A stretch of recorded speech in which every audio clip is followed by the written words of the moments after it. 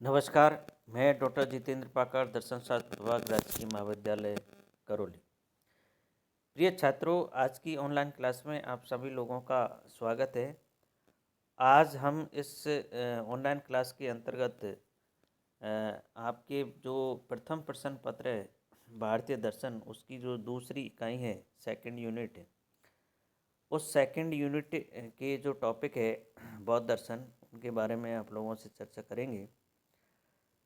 Second इकाई में जो बौद्ध दर्शन के जो टॉपिक जिनका आपको अध्ययन करना है आपके सिलेबस के अनुसार, उसमें बौद्ध दर्शन में आर्य सत्य, प्रतीत समुतवाद, क्षणिकवाद और अनात्मवाद, ये 4 बिंदु है जो आपके सिलेबस के अंतर्गत है, इनका आपको अध्ययन करना है।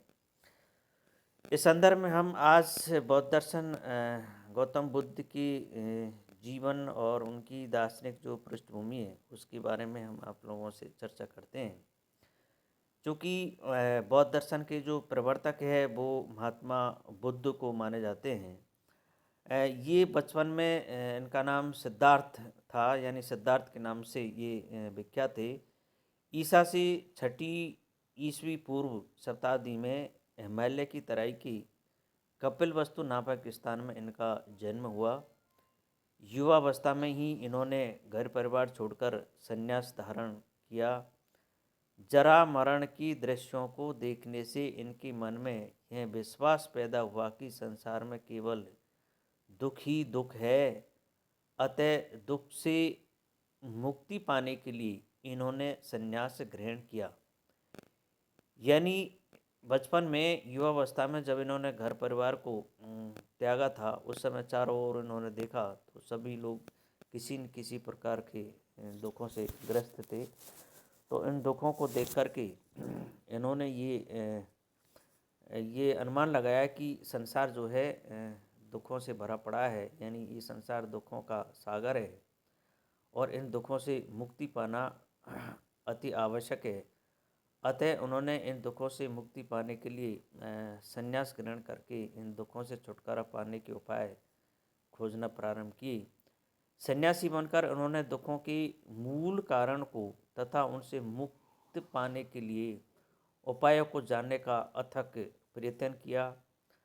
धर्मोपदेश यानी धर्म का उपदेश तथा प्रगाढ़ पंडितों से शिक्षाएं ली, तपस्याएं भी की, लेकिन सफलता न मिलने पर ये बिल्कुल आत्मनिर्भर हो गए। दृढ़ संकल्प के साथ शुद्ध मन से ये घोर साधना में लग गए और इस तरह दुख के रहस्यों को समझने की अखंड चेष्टा की। अंत में उनको सिद्धि मिली। ये बोधि यानी पूर्ण ज्ञान प्राप्त कर बुद्धत्व कहलाए, अर्थात इनको बुद्धत्व की प्राप्ति हुई, ज्ञान की प्राप्ति हुई। इसी बोधि के आधार पर बौद्ध दर्शन यानी बौद्ध धर्म तथा बौद्ध दर्शन की उत्पत्ति होती है, कायम होते हैं। आगे चलकर बौद्ध धर्म का बहुत अधिक प्रचार हुआ, यहाँ तक कि दक्षिण में श्रीलंका, ब्रह्मा तथा श्याम और उत्तर में तिब्बत, चीन, जापान तथा कोरिया तक इनका जो संदेश है वो पहुँचाया गया। तो जब इनको बुद्धत्व की प्राप्ति हुई, इसके बाद में इन्होंने धर्म और दर्शन के प्रचार प्रसार के लिए अपने अनुयायियों को आदेश दिया और दक्षिण और उत्तर भारत के विभिन्न पड़ोसी देश या राज्यों में इन्होंने धर्म के उपदेश देने प्रारंभ किए। तो ये इनकी जो प्रारंभिक जो पृष्ठभूमि है महात्मा बुद्ध की, ऐसा माना जाता है कि महात्मा बुद्ध ने युवावस्था में ही गृह त्याग दिया था और ये एक बहुत बड़े राज परिवार की राजकुमार थे और त्यागने के बाद में गृह त्यागने के बाद में इन्होंने कठोर तपस्या करने के बाद में बुद्धत्व की प्राप्ति होती है और बुद्धत्व की प्राप्ति के बाद में इन्होंने बौद्ध धर्म के उपदेश देना प्रारंभ किए। बुद्ध के उपदेश मौखिक होते थे। प्राचीन काल के इन अन्य धर्म देशों की तरह महात्मा बुद्ध ने भी अपने धर्म का प्रचार मौखिक रूप से किया। अधिकांशतः प्राचीन काल में जितनी भी जो धार्मिक जो गुरु हुआ करते थे या जो दार्शनिक हुआ करते थे, वो मौखिक रूप से ही उपदेश दिया करते थे। उनके शिष्यों ने भी बहुत काल तक उनके उपदेशों का मौखिक ही प्रचार प्रसार किया। बुद्ध के निजी उपदेशों का जो कुछ भी ज्ञान हमें आजकल प्राप्त है वह त्रिपिटकों से हुआ। कहा जाता है कि महात्मा बुद्ध की वचनों और उपदेशों का संकलन उनके निकटतम शिष्यों के द्वारा इन त्रिपिटकों में हुआ। यानी जो महात्मा बुद्ध की जो प्रारंभिक जो ग्रंथ थे वो त्रिपिटक कहलाते हैं। ये 3 पिटक है, पोटी या पेटी जिसको कहते हैं। तो इन त्रिपिटकों में महात्मा बुद्ध के जो मौखिक उपदेश हुआ करते थे उनका एक संकलन है। तो इन संकलनों को इन्होंने त्रिपिटकों के माध्यम से संकलित करना प्रारंभ किया। तो ये जो त्रिपिटक है, त्रिपिटकों के अंदर 3 पिटक या पिटारी जिनको कहते हैं, जैसे विनय पिटक, सूत पिटक और अभिधम पिटक। ये 3 पिटक है जो इम्पोर्टेंट है, आपको ध्यान रखना है। विनय पिटक, सूत पिटक और अभिधम पिटक। प्रत्येक पिटक में अनेक ग्रंथ है, इसलिए पिटक यानी पेटी नाम पड़ा।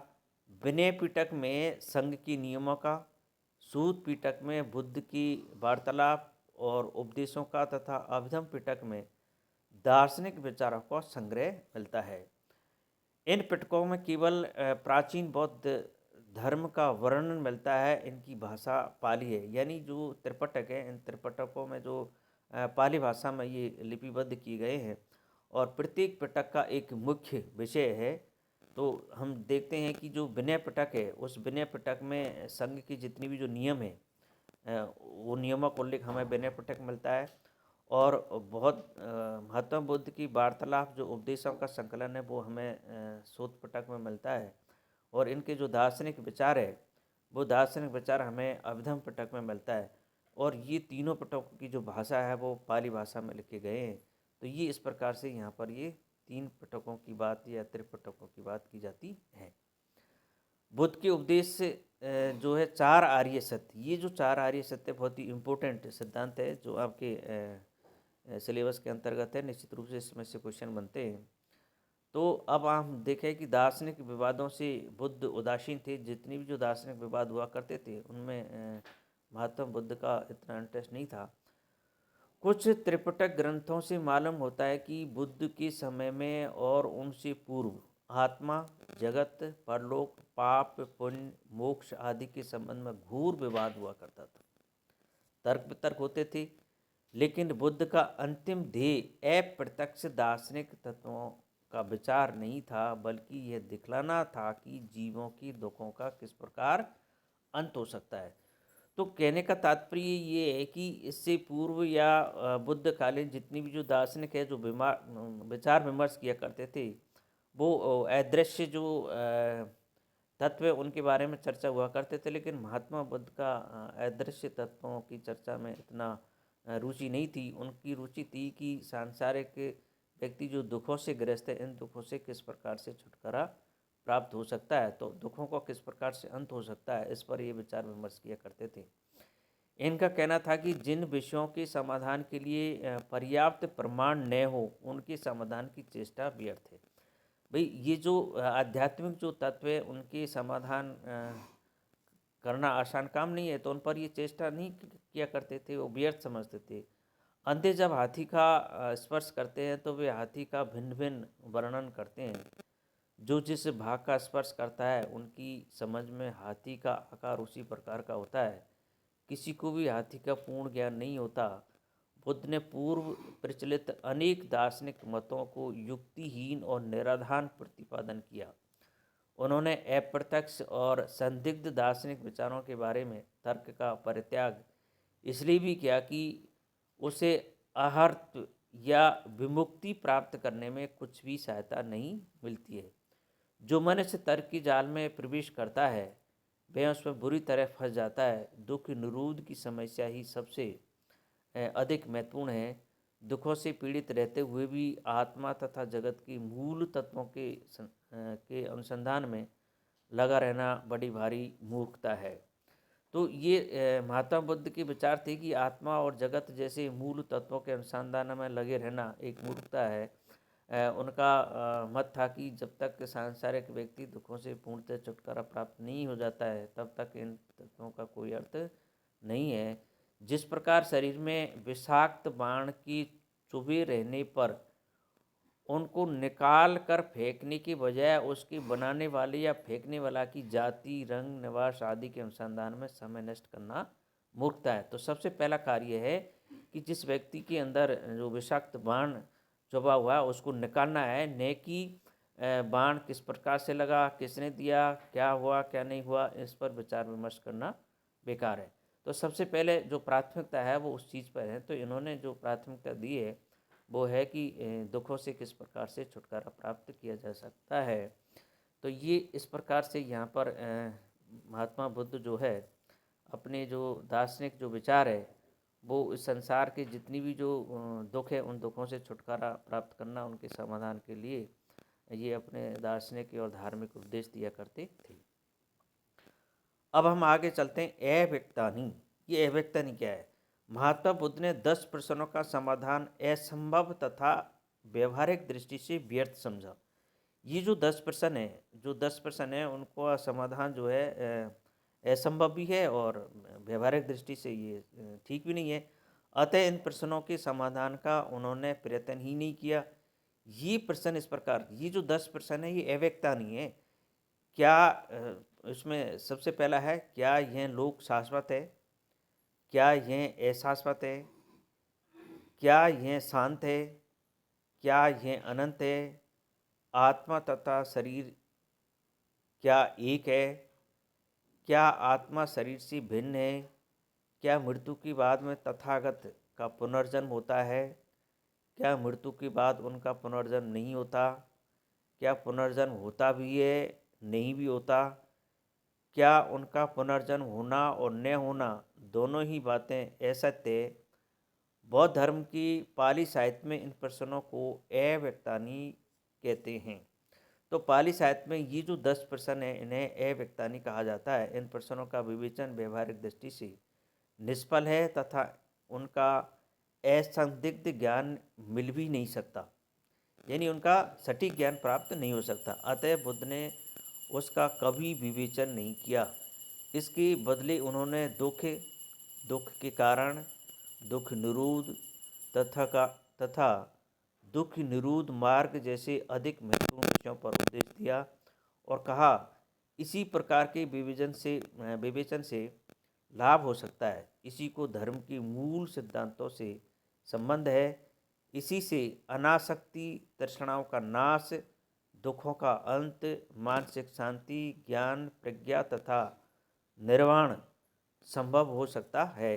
तो ये इस प्रकार से यहाँ पर जो अव्यक्तानि अर्थात इन 10 प्रश्नों के पर विचार करना महात्मा बुद्ध ने व्यर्थ समझा और इन्हें ही पाली भाषा में अव्यक्तानि कहा जाता है, जिनके बारे में कोई समाधान प्रस्तुत नहीं किया जा सकता। इनके अतिरिक्त उन्होंने जो 4 आर्य सत्य है उन 4 आर्य सत्यों पर जोर दिया और ये जो 4 आर्य सत्य ये बहुत इम्पोर्टेंट है। इस 4 आर्य सत्य में दुख के कारण, दुख निरोध और दुख निरोध मार्ग जैसे महत्वपूर्ण विषयों पर इन्होंने अपना दार्शनिक जो और धार्मिक जो है उपदेश दिया। अब हम यहाँ पर ये देखते हैं कि जो 4 आर्य सत्य है, तो महात्मा बुद्ध की शिक्षा का सारांश उनके 4 आर्य सत्यों में निहित है। जो 4 आर्य सत्य है, ये 4 आर्य सत्यों में महात्मा गांधी का संपूर्ण जो सारांश है वो इनमें हमें मिलता है। इन्हीं आर्य सत्यों का उपदेश बुद्ध ने जन साधारण को दिया और ये जो 4 आर्य सत्य है ये है सांसारिक जीवन दुखों से परिपूर्ण है। दूसरा है दुखों का कारण है, यानी दुखों का कोई न कोई कारण है, बिना कारण दुख नहीं हो सकते हैं। दुखों का अंत संभव है, यदि दुखों का कारण है तो निश्चित रूप से दुखों का अंत भी हो सकता है। और चौथा जो इसका आर्य सत्य है वो दुखों के अंत का उपाय, ये दुखों के अंत के उपाय को भी ढूंढते हैं। तो इन्हें ही हम दुख समुदाय, दुख निरोध तथा दुख निरोध मार्ग कहते हैं। गौतम बुद्ध के अन्य सभी उपदेश इन्हीं आर्य सत्यों से संबंध है। चार्वाकेतर सभी भारतीय दर्शन इन 4 आर्य सत्यों को किसी न किसी रूप में मानते हैं, यानी चार्वाक के अतिरिक्त जितनी भी जो भारतीय दार्शनिक परंपराएं हैं वो किसी न किसी रूप में इन 4 आर्य सत्यों को स्वीकार करते हैं।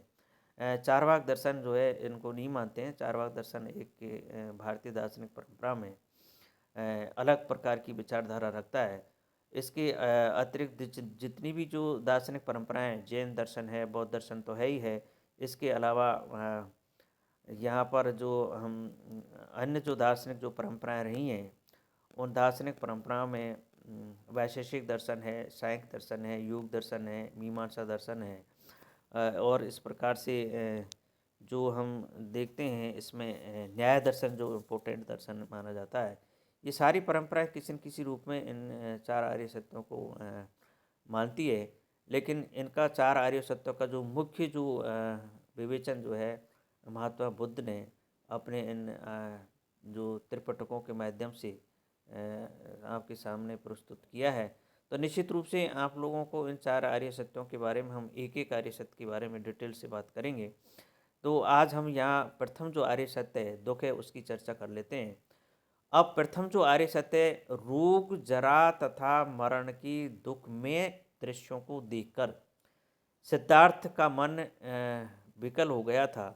किंतु जब सिद्धार्थ बुद्ध हुए तो वे इस निष्कर्ष पर पहुँचे कि मानव तथा मानवेतर जीवन सभी दुख से परिपूर्ण है, यानी दुखों से भरा हुआ है। जन्म, मरण, जरा, रोग, मृत्यु, शोक, आकांक्षा, नैराश्य सभी आसक्ति से उत्पन्न होता है।